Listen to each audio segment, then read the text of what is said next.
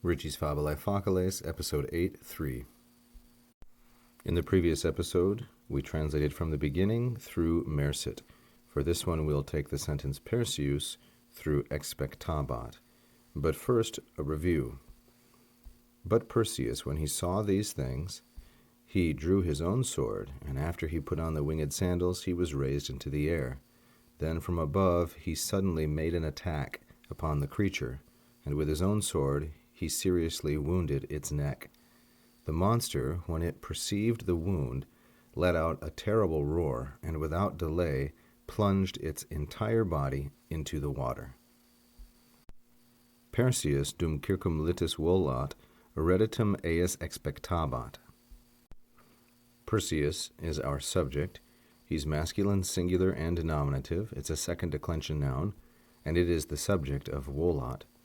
Perseus, while he flies or flits, volat, around the shore, circum litus, and volat is a third singular, present indicative active from the first conjugation verb volo volare, which means to fly.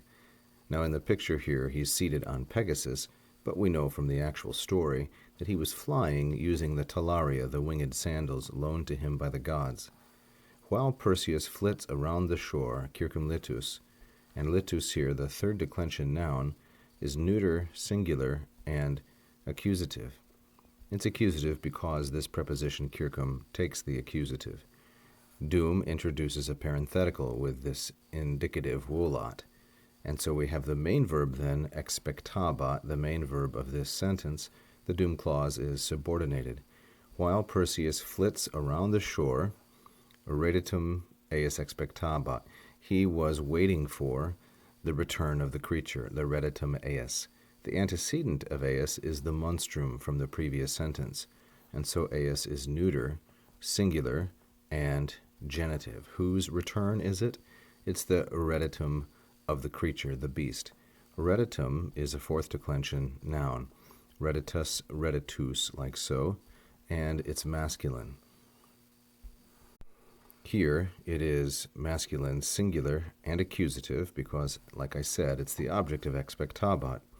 And the verb expectabat is a third singular, imperfect indicative active from the first conjugation verb expecto expectare, like so.